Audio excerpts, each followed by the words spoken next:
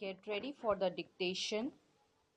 This writ petition, filed under the Article 226 of the Constitution of India, challenges the action of the respondents in not considering the application of the petitioner dated 31st December 1997 and 27 October 2009 for grant of freedom fighters pension under the Sainik Sanman Pension Scheme 1980 as illegal, arbitrary, and unconstitutional.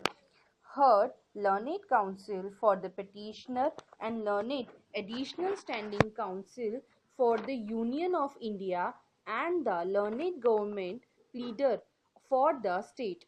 According to the petitioner, he is a freedom fighter and he fought against the government during the year 1947-48 for merger of Hyderabad state into the Union of India. The petitioner herein claims that he made applications dated 31st December 1997 and 27 October 2009 to the Union of India for grant of freedom fighter pension under the Pension Scheme 1980, challenging the inaction on the part of the respondent authorities in sanctioning the pensions in term of the said scheme. The present writ petition came to be filed. This court, while issuing Rule NIC on 6 September 2010, granted the following interim order in WPMP number 24162 of 2010 as follows. Considering the fact that the petitioner's application dated 31st December 1997 seeking grant of freedom fighters pension under the Sainik Samman Pension Scheme 1980s is gathering dust owing to the apathy and inertia of the authorities concerned, and keeping in mind the advanced age of the petitioner, there shall be a direction to the respondent number 3 to act upon the said application and take a decision in the matter in accordance with law.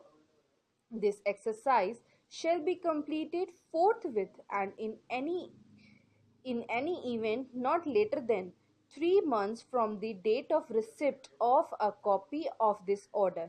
In response to the Rule NIC issued by this court, a counter affidavit has been filed on behalf of the respondent numbers 1 and 2, stating that after receipt of the above interim order passed by this court, the Union of India, wide letter dated 23rd December 2010, requested the state government to furnish re-verification report along with application and supporting documents in respect of the petitioner. It is further stated in the said counter affidavit that the claim of the petitioner herein can be considered only after receipt of the mandatory verification and recommendation report with supporting documents number counter affidavit has been filled by the third respondent state. The Union of India, with a laudable and scarred object of safeguarding the freedom fighters from onslaught of the financial constraints which they are exposed to because of the sacrifices made by them during the freedom struggle for liberation of our country from the clutches of feudal and colonial forces, introduced the Sainik Sanman Pension Scheme 1980. The benefit under the scheme is, considering opinion of this court, is a right given to the freedom fighters, and it is neither a charity or grants. Therefore, the authority entrusted with the functions under the schemes are required to address the claims of the freedom fighters in an expeditious and speedy manner. In the instant case, according to the petitioner, he made applications to the respondents on 31st December 1997 and 27 October 2009 for grant of freedom fighters pension under the said scheme.